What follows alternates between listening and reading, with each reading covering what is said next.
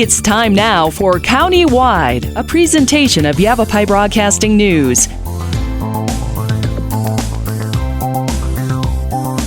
You'll hear about the interesting issues and happenings that affect all our lives. Here's today's County-Wide. Well, a good day and welcome to the program. It is County-Wide. I'm Brad Miller, and we're happy to have in studio today a guest that has brought any number of fun guests along with her, and that is Scheuila Stubler, Fort Verde State Park. And hello. Good morning. Good morning. You brought another interesting guest, as you have done so many times on our program. I'll recall, have the listeners recall, we did a series of things back in the spring with the Vietnam Wall coming out to Camp Verde, and you were instrumental in putting some shows together with some of the veterans, and those were some of the most powerful programs I think we've ever done on County-Wide. Today we're going to have a topic a little bit lighter because that's what Fort Verde is about, education and interesting things, and your guest today, Jody White, is going to help us with some of the events coming up. Talk to me a little bit about that. Sure. So it's the annual Fort Verde Days celebration that's going on, and part of the celebration includes the Colonel's Daughter competition, in which there's a contest, and Jody's going to talk about that. All right. But we're doing our traditional annual Fort Verde Days celebration with artillery demonstrations, weapons demonstrations, and all kinds of presentations, and of course our Dutch oven company cook. Oh yeah, that's coming mid-October. October 14th and 15th. Okay, well we'll circle the wagons back around to that one, but first let's say hi to Jody White. And Jody's, if I got this right, you're a colonel in the Camp Verde Cavalry. Correct. Okay, now you've got some of the period costuming on today. I love that. Yeah, uniform. We call them uniforms. The hat, right. The hat is what? It's got the traditional cross sabers, sword. Yeah. And what we call these chestnuts, the gold band with the acorns hanging off. Should I say call them acorns? Okay, and that's the official from back in the day. Kind of. We have a little bit of the Hollywood in us because when this started, there was not that big of historians. Okay. Even our jackets were made back in New York when they first started. Okay. New York City. Like one of the big coat manufacturers back there did our first jackets. Is that right? Okay. Yeah. I got to tell you, that cavalry hat, I see Robert Duvall in Apocalypse Now. That's the character that comes to mind, but it has a rich tradition, and that's what your involvement is about. When we talk about the Colonel's Daughter contest, this is something that goes way back. Talk to me a little bit about the history. Well, the cavalry started in 1957. We just lost our last founding member about 2 or 3 years ago. But it started in 1957, and it started to promote Camp Verde and the fort and all that. We started the Colonel's Daughter competition in 1960. It was done off the book Stephen E. King. He was a lieutenant, I believe, at the fort in 1881. Okay. It's a pretty good book. It's called The Colonel's Daughter, and it has the subtitles "Winning His Spurs." And the breakdown of it was he tasked his daughter some tasks to earn his spurs, to win his spurs. Okay. So they started the competition. They started Fort Verde Days Parade and doing all that, and that was part of it. I believe the fort wasn't even a fort at that time. Really? Okay. Yeah, like more of an outpost, or people were living in the fort. Okay. But the state had bought it, and the state at that time they were trying to make it a state park. So, okay. Yeah, so it was a group of the people from residents of Camp Verde that got together and started this whole thing, and they gathered saddles up. The saddles were easier to find then. They were only about 50 years old then. Now they're over 100.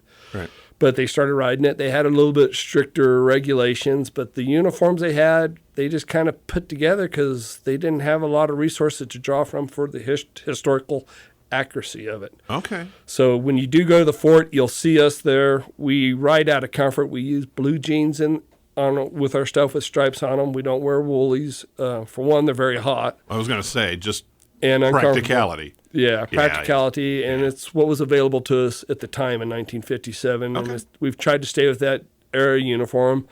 The yellow bandana, there's no Army regulations saying about our yellow bandanas. That's more of a Hollywood thing. But even at that, there were still colonels and stuff out in the real cavalry that required these uniforms to everybody be identical. Okay. But the yellow bandana is a Hollywood thing. They do reenact some of the other things. You look back in there, some of the old photos and stuff, and there is platoons that had all the same color bandanas. And some of them were yellow, some of them were different colored. But the outer shirts what you see on the movies, that was whatever they could get together. You actually wore your jacket over top of it. Okay. It's funny because I know we've talked before, and I've had guests who've come in from a number of historical societies and organizations where if you play the way it really was, people who come and who have been fed movies their whole lives say, well, you guys got it all wrong because I saw this movie and that movie and the other. Sometimes the real version is less believable than what Hollywood has sold to us for so many years. Well, the real version of it is quite kind of comical because you got to imagine back in the 1800s there, the fort still had malaria. It still was humid. There was stories told about, soldiers doing the patrols out, riding around the fort and all that in their long underwear. Yeah. Because it was so hot. Sure. So, yeah. It can get hot here. We know that. Talk to me. I want to back up a little bit more about specifically the Colonel's daughter and earning the spurs. That was, the idea was what, that she would have an understanding of the West and frontier kind of life? Set it like that. It was kind of, she was... the books, it's been a little bit since I read the book, and it's a hard read because it's Old English. It's tough, isn't it? Some of those old things are glorious, but they're difficult. And it's a hard book to kind of find because it's not in print. You have to find a book that's been copied of it. And there's still some floating around. I ended up buying one on eBay about 6 years ago or something, and it is a hard book. But he tasks his daughter, and the whole story was they went to Fort Whipple. They come around on a boat, and he came over, met her.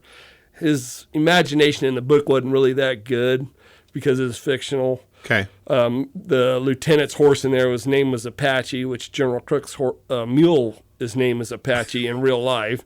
Some of the stuff just in... He got promoted. He uses a lot of kind of just change the names on stuff, but he did. His daughter was coming of age. She was at that area that given her some responsibilities and stuff she needed to do to earn his spurs. Okay. Well, it makes sense. Yeah. I mean, families have kind of challenges in one way or another, and someone in that position, and so then that tradition was born. How close then is what today's daughters? What do we call today's contestants? Is what I want to say. Okay, all right. The young ladies in there they're from age 13 to 18. Okay, that's the age group they have to ride in there, and the contestants, and it's pretty close. We do ask, we go in there. It's not only horsemanship. I try to break it down into three segments: horsemanship. And then we go what we call going to the porch. We go into the colonel's headquarters where they come out and they talk to the judges, the knowledge of the fort and how they present themselves. Okay. And then they're writing air addresses that the fort, have been donated, or some of them are passed down in the family, have air addresses that they are wearing. I mean, these ladies are immaculate when they come out there. Yeah. So it takes a lot. And you told me before we started, and I if you don't mind sharing with the audience, that participation has dropped a little bit in recent years. Young people are so busy just living their lives. Everybody is these days that's kind of we have we've been having problems with getting contestants in here because these young ladies are busy. I mean, they volleyball, softball, they're rodeoing, and unfortunately, it's getting horses aren't cheap. And so, and they're having people, these ladies are keeping the horses somewhere else, which costs more money. Right. They can't, they're restricted on where they can have their horses now in Camp Verde. It's getting a little out of control, but they're doing what they can. And if you're paying somebody to stable your horse somewhere, that's an added expense. That's one more level of difficulty for a busy youngster, especially. Access to your animal is huge. Okay. Yeah, and it's a good response. I think it's one of the best things for young adults, period, is to have some responsibility like a horse like that they have to take care of every day. And, And you were telling me that there was a family where there were several generations? We have several generations. See, that's really cool. Yeah. Young lady this year, her grandma was, her mom was, her aunt was. So it's a big tradition. All Colonel's daughters. Her cousin was both her cousins were the last 2 year Colonel's daughters. And that's kind of what you really want, is for somebody to really kind of understand and take a minute, get away from the computer screens and all of that stuff, and think a little bit about the rich history that we have here. And Scheuila, you know this better than any of us, your long affiliation. Can I say congratulations on an anniversary with Fort Verde. Well, thank you. You told me privately a few minutes ago, but let's let our listeners know 20 years strong. Yes, sir. Well, thank you. Yes, sir. It's been my honor. Terrific work has been done there and continues to be. We need to take a little break, so we'll go ahead and do that. And when we come back, more with Jody White, Colonel of the Camp Verde Cavalry, Scheuila Stubler of Fort Verde, and we'll talk about Fort Verde Days. That's coming up, too, in mid-October. And then the Little Breeches and Petticoats contest. I want to find out what that's about, and we'll do it when we come back to Countywide right after this. Life changes, then it changes again. Predicting the unexpected in life is impossible. That's why it's called unexpected. So when it comes to financial goals, our philosophy is don't predict, prepare. Hi, I'm Edward Jones financial advisor Matthias Sandoval. A job loss, change in health, or a loss of a loved one can have a big impact on your family's financial security. Let's work together to help make sure you're equipped for life's unexpected events. Call our office to schedule a face-to-face appointment. Edward Jones, making sense of investing. Member SIPC. Verde Solaire, your hometown heating, air conditioning, and plumbing company in the Verde Valley, and your trusted North Central Arizona Goodman dealer. Goodman is a name you can trust with the revolutionary Comfort Bridge technology factory installed into select Goodman gas furnaces and air handlers to ensure the entire system operates at peak energy efficient performance. Verde Solaire offers free in-home estimates, locally owned and operated since 1983. Visit them at verdesolaire.com. Better, cleaner, faster. Hi, this is Lewis Rice with Rice Accounting, Jackson Hewitt Tax Service, with a very sincere thank you for your continued business over the last 20 years. All of us at Jackson Hewitt Tax Service are very honored for the many community awards we've been given over the years. As always, we are open year-round, providing services for taxes, payroll, and bookkeeping. Jackson Hewitt Tax Service, located throughout northern Arizona, can help you with all your tax and accounting needs. For our nearest location, call 800-234-1040. Let's talk. That's the message from Jonna Randall Murdoch, your local Farm Bureau agent, providing a personal touch when making insurance and financial decisions. Jonna will simplify your insurance needs while offering competitive pricing. Let's talk auto, home, life, and farm. Call Jonna at Farm Bureau today at 928-649-8686. Your Cottonwood Farm Bureau property and casualty insurance company. At Farm Bureau, they insure more than just farms. Welcome back to the program, Countywide. I'm Brad Miller, and our guest today, Scheuila Stubler, Fort Verde State Historical Park, Jody White with the Camp Verde Cavalry, talking in our first piece there about the Camp Verde Cavalry's Colonel's Daughter contest. Been going on for decades now, and that is September 30th. And then the Little Breeches and Petticoats, is that concurrent with this? Yeah, so... what's that one? Well, so Jody was mentioning about not having as many young gals that are competing in the contest, and so... One of the ideas Camp Verde Promotions had years ago was they said, why don't we get the little kids involved? So we thought that would be a great way to go ahead because they're, of course, coming to the event and showing support for their sisters that are competing. Sure. So we thought, and Camp Verde Promotions said, let's go ahead and put a contest together that's called Little Breeches and Petticoats. Yeah. So that's what started the whole Little Breeches and Petticoats contest. And the idea is that there's different age groups of kids to get them aware that maybe someday I can be the colonel's daughter and I could do what those girls are doing. So so there's like a little country flair to it. So they've got different categories. There's an adorable picture in the Fort Verde Days brochure. Yes. From this was last year or years past, where they're all dressed up in, is that period costume or just their own Western wear? Well, they have different categories. Some of them are Western wear. Some of them were a little pioneer. And for more information on that, the town of Camp Verde is actually overseeing the Little Breeches and Petticoat contest. Gotcha. So what they want to do, guests or whoever wants to register to compete in it, they go to the town of Camp Verde website and contact Phyllis or Mike, one of those guys, and they'll direct them. They can go online too to go ahead and to register. But there's quite a few categories because it was such a hit last year that they've expanded it, and they've got prizes and different things to encourage the kids, and it is one of my favorite things that they've added to the Colonel's Daughter. Part of the other thing is that when the girls, once they were done competing in the Colonel's Daughter, they did the horse competition part, then they would change into their evening gowns, we'll call them that. Okay. So once they were changing and getting ready to do their poise and personality part of the contest, there was this intermission. And so the cavalry had said, hey, Scheuila, can you come up with some historical things? So I was kind of emceeing it, and I thought, y'all don't want to keep hearing from me. So this contest gives a chance that when the gals are changing into their gowns, it gives a chance to go ahead and have this little contest So for the little ones. The Little Nippers kind of started as halftime entertainment. That's what it is. That's yeah. Well, it is. It's adorable, and what a stroke of genius to think about that. Getting young people, little ones. They look 5, 6, 7 years old. Even younger. They've got like a toddler. Not even I think it's a 2 yet. to 4 age group. They've added like 2 more different categories. Because what happened was different kids were like, well, do you have something for me? I'd like to participate. And so the idea is that hopefully, down the road, they're going to be like, I want to be that colonel's daughter. I want to, or kids or love to dress up. Or the young play boys, act and things like that. The young boys entering into the Camp Verde Cavalry, to go ahead and ride with these guys. But it's preserving Arizona's history. And so all of a sudden they're like, well, why do we do this? Why do we do that? Right. So they start getting more excited and thinking about questions. the past and those kinds of things. Absolutely. And Jody, it's a great move. So many people I've talked to. I mean, we've done hundreds of these county-wides on a huge variety of topics.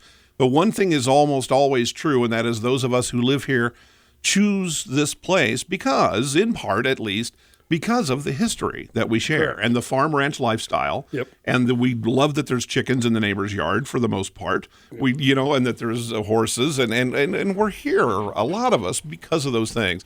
So it seems a natural fit to kind of build on the daughter and that deep history with something newer sounds like it's working really well. It does, and this Little Britches contest has worked really well because I know I'm holding on the Colonel's Daughter competition for a couple more years because I made promises to some of the little sisters through there that I'd wait until they got through it, and unfortunately I didn't know it was going to take another 6 years for it to get all these kids through there, but I got a handful of little kids coming along, and they're excellent little horsemen. I mean, their equine skills are incredible. Yeah, kids back east play cowboy.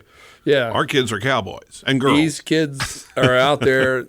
A couple of them I know would come back from dragging steers that weekend up on a Brandon and come down to do the competition. I mean, they're Western kids. This was Western heritage. This is what we grew up doing. Yeah. And, the boys seemed to have something to do because their dads had them out on the ranch working when this started out. They were working. They didn't have time for this, so their sisters had to have something. And we didn't have a rodeo queen back then. And it was kind of an answer to our rodeo queen. Sure.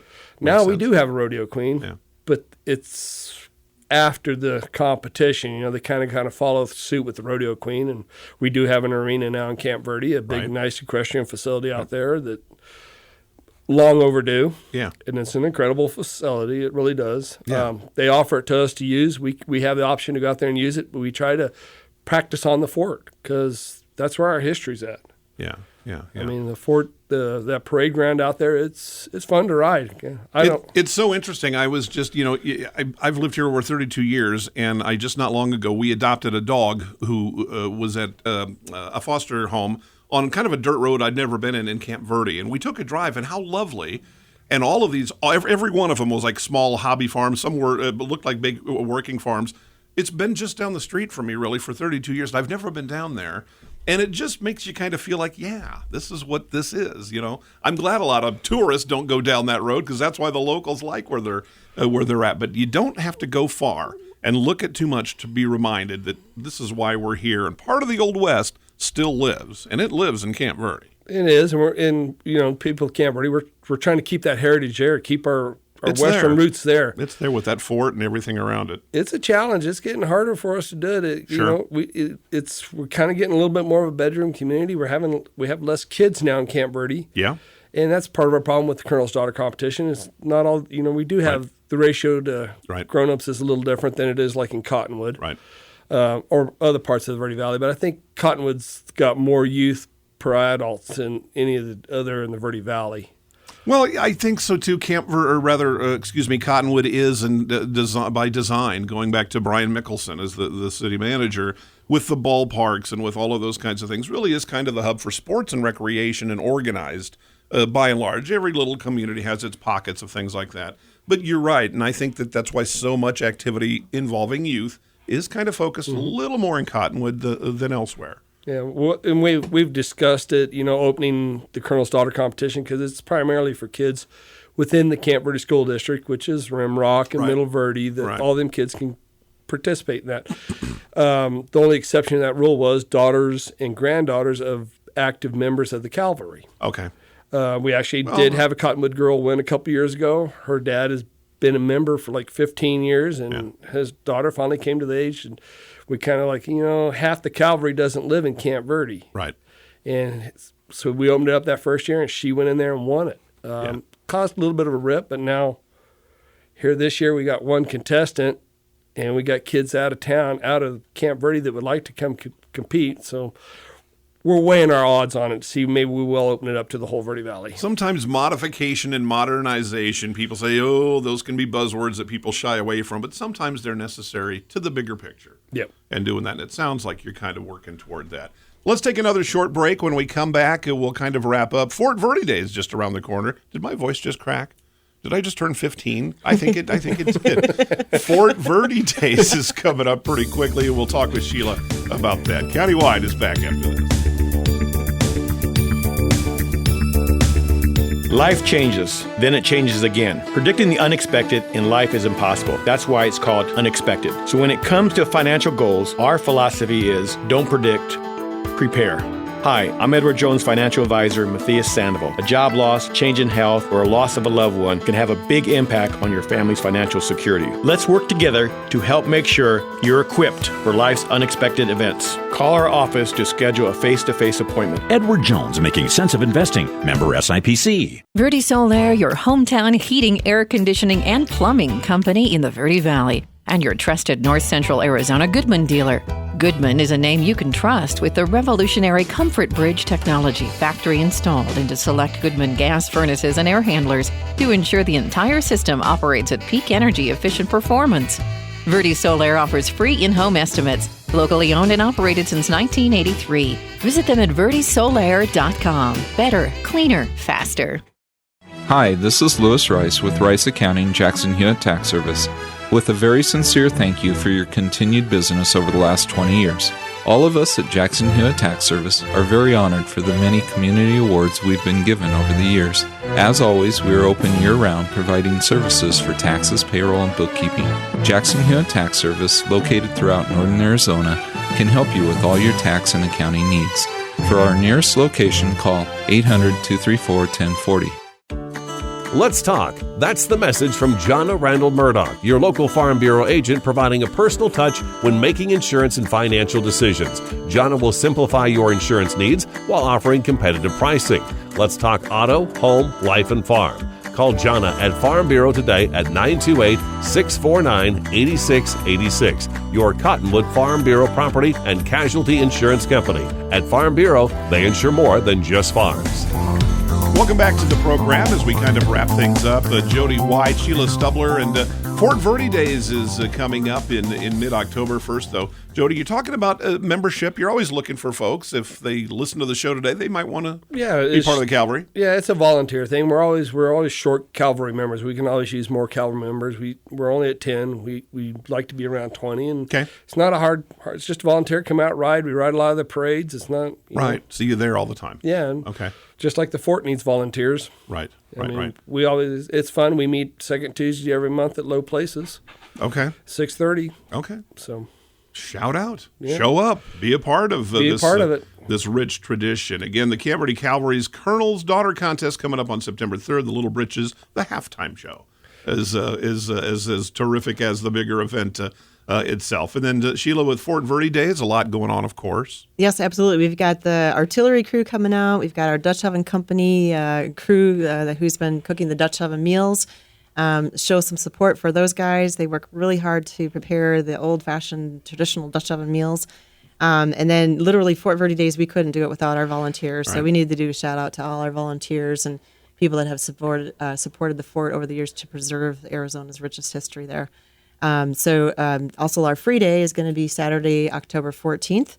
Great. Right then. That's right. Yeah. And all of our information will be available on our website at azstateparks.com. Okay, so take a look. Coming up, Fort Verde Day is always a highlight on the calendar in the Verde Valley in northern Arizona. And one more time, the Camp Verde Cavalry's Daughter Contest, September 30th. The Little Britches and Petticoats Contest as part of that. We thank you so much. Scheuila Stubler, Jody White, our guest. I'm Brad Miller. It's Countywide, and we'll see you next time.